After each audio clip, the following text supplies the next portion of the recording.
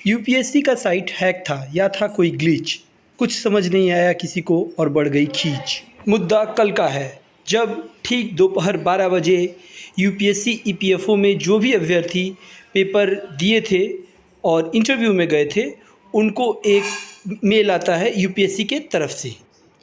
इस मेल को खोलने पर पता चल रहा था कि जो भी यूपीएससी ईपीएफओ में जो भी कैंडिडेट अनुवादक की परीक्षा दिए थे, उनका सिलेक्शन एक तरीके से हो चुका है और उनका ये कन्फर्मेशन एक मेल के रूप में मिला।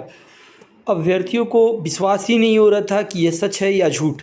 सब एक दूसरे से कन्फर्मेशन कर रहे थे, पूछ रहे थे और बाद में बात खुलकर आता है कि जितने भी अभ्यर्थी थे सबको ये मैसेज मिल गया है। खैर, बात जो भी हो, बधाइयों का तांता लग चुका था, केक कटने लगे थे, मिठाई बंटने लगे थे, सब पास हो चुके थे।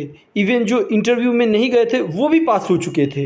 रिश्तेदार, घर परिवार, बूढ़े माँ बाप, भाई बहन, सभी लोग खुश थे कि अब घर की जिम्मेवारी संभल जाएगी और आर्थिक स्थिति ठीक हो जाएगी। सबके आंखों में खुशी के आंसू। परंतु यह खुशी ज़्यादा देर की नहीं थी। कुछ ही घंटे बाद एक नया मेल आता है और खुशी के आंसू गम के आंसू में फिर से तब्दील हो जाते हैं। जी हाँ दोस्तों, मेल आता है, please ignore the email, requirement to 86 post of junior translation officer in employees provident fund organisation अर्थात ईपीएफओ। और इसके नीचे जानकारी दी गई थी एक टेक्निकल एरर की। इस मैसेज को पढ़ने के बाद कई अभ्यर्थियों के ऊपर मानो पहाड़ ही गिर पड़ा। वो फिर से दुख और चिंता से ग्रसित हो गए और परेशान होकर एक दूसरे को फ़ोन करके इस बारे में जानकारी लेने लगे।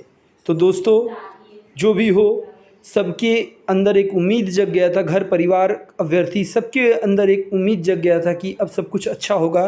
परंतु एक झटके में सब कुछ फिर से टूट जाता है और फिर से सब कुछ, सारे सपने चूर चूर हो जाते हैं, सब कुछ बर्बाद हो जाता है। अब प्रश्न चिन्ह लगता है यूपीएससी पर कि कैसे भारत की सबसे बड़ी जॉब प्रदान करने वाली संस्था, नौकरी प्रदान करने वाली संस्था इस तरीके से टेक्निकल भूल हो सकती है। कयास यह लगाया जा रहा है कि कहीं यह कोई हैकिंग का कोई इशू तो नहीं था या फिर कोई सच में टेक्निकल एरर था।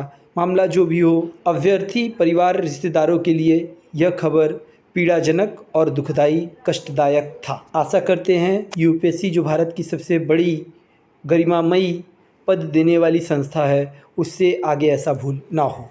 नमस्कार, धन्यवाद, भारत माता की जय।